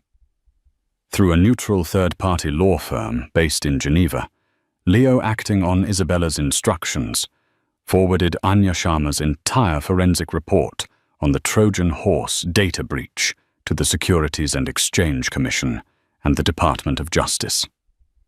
The report was submitted anonymously, flagged as a whistleblower complaint originating from within Sterling Holdings itself. It detailed the attempted fraud, the ghost protocols, and the potential for massive shareholder deception without once mentioning the Rossi family. 2 days later, federal agents walked into the Sterling Holdings headquarters in Midtown with a warrant. They seized servers, computers, and files.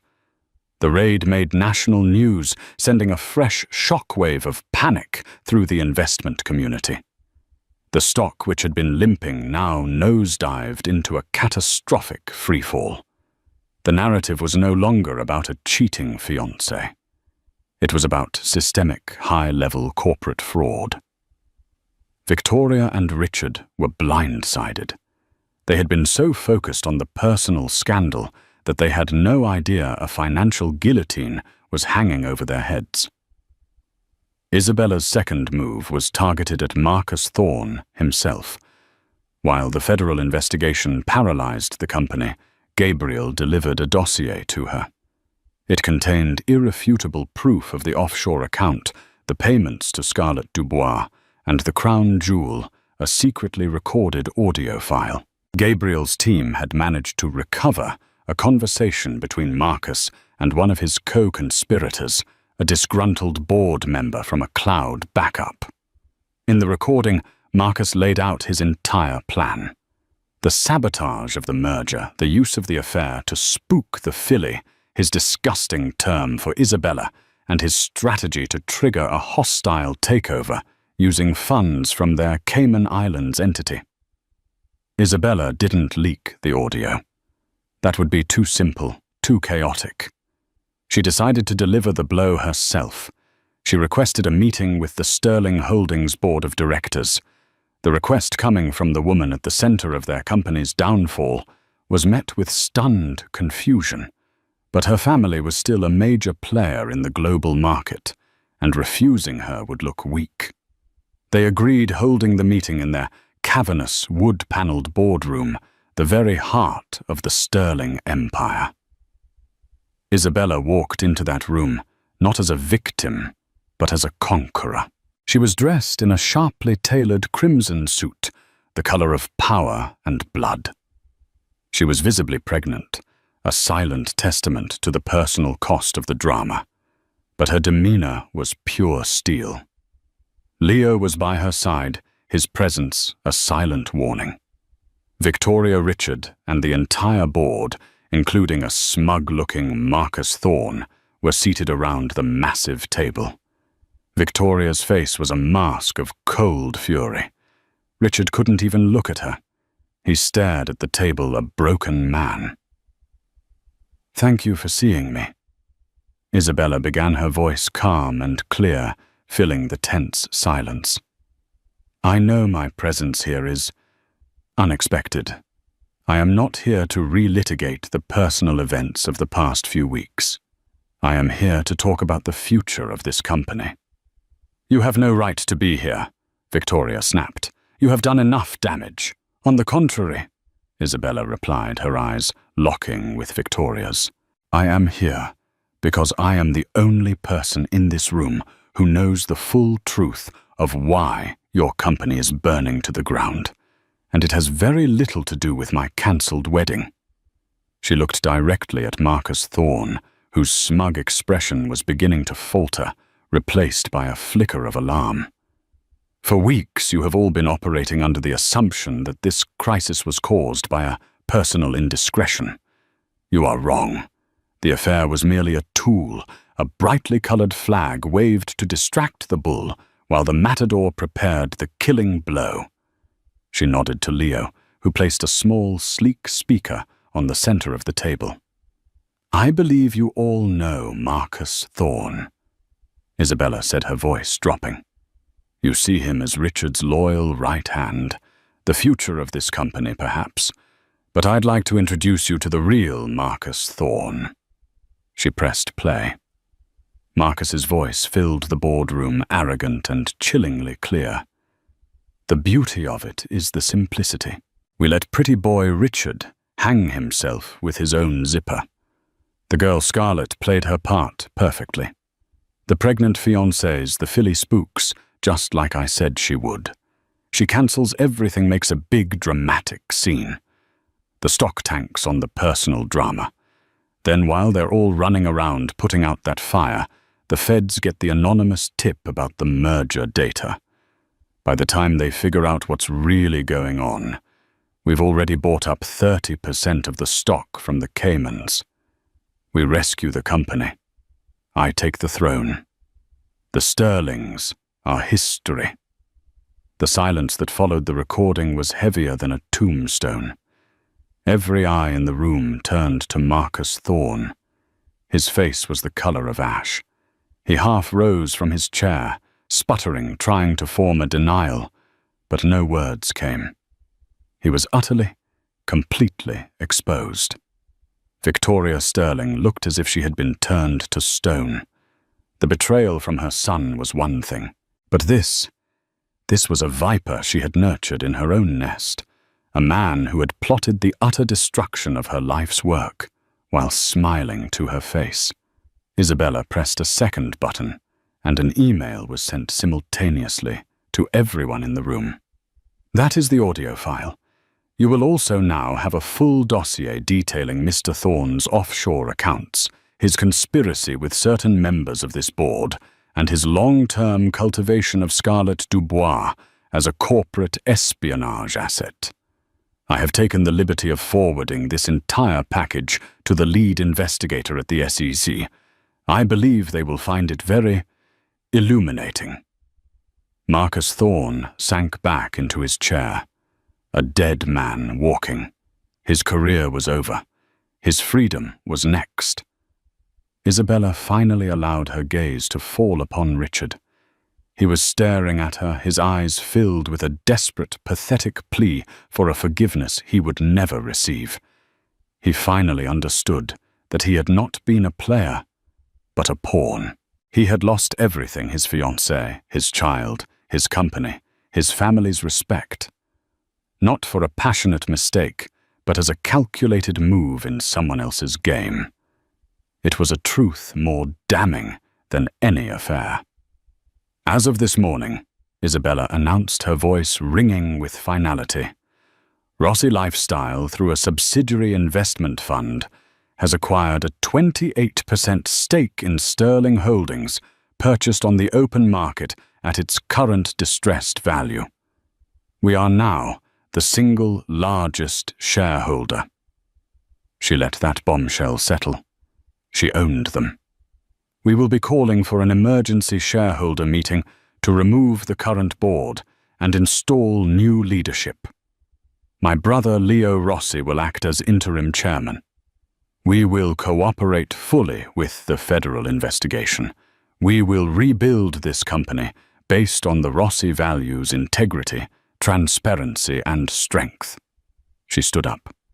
Her point made her victory absolute. She had not just weathered the storm.